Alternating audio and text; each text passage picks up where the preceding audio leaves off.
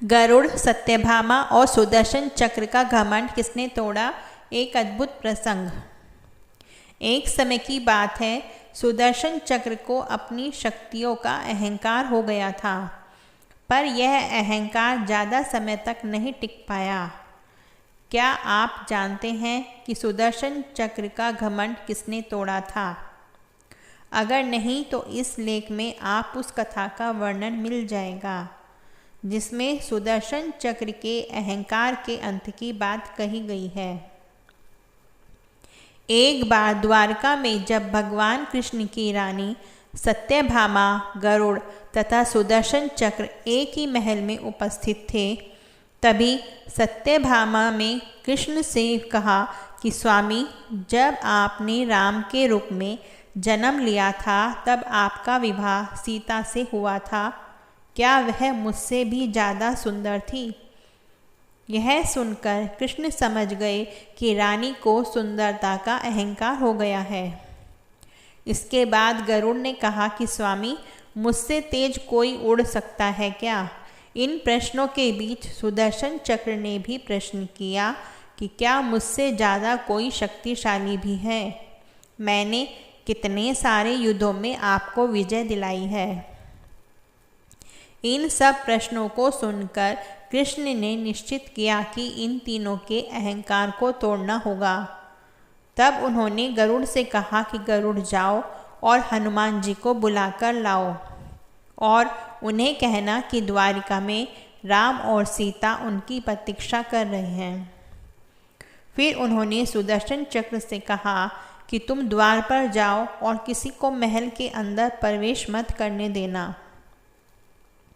इसके बाद उन्होंने सत्यभामा से कहा, हम दोनों राम और सीता का रूप धारण कर लेते हैं।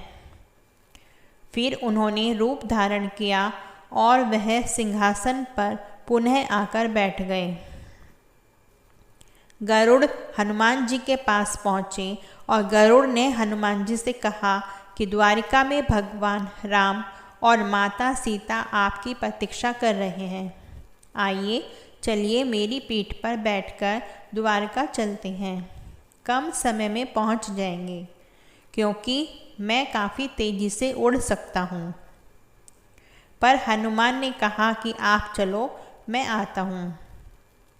जैसे कि गरुड़ द्वारिका पहुँचे तो उन्होंने देखा कि हनुमान जी पहले से ही द्वारिका में उपस्थित हैं और वह सुदर्शन चक्र को मुंह में रखकर महल के अंदर प्रवेश कर रहे हैं। जब हनुमान भगवान कृष्ण के समीप पहुँचे और मुख से सुदर्शन को निकालकर कहा कि प्रभु माफ़ करना, मैंने आपके सेवक के साथ ऐसा किया, पर यह मुझे आपसे मिलने से रोक रहा था। फिर हनुमान ने भगवान कृष्ण से कहा, जो अभी राम के रूप में सिंहासन पर हैं, एक वाक्य और कहा, प्रभु आप यह किस दासी के साथ बैठ गए हैं और माता सीता कहाँ है? यह सुनकर सत्यभामा को जो सुंदरता का अहंकार था वह नष्ट हो गया। इस घटना में गरुड़, सुदर्शन तथा सत्यभामा तीनों का अहंकार टूट गया और वह समझ गए कि कभी भी शक्ति और रूप का घमंड नहीं करना चाहिए। राधे राधे। अगर आपको यह कहानी अच्छी लगी हो तो इसको लाइक और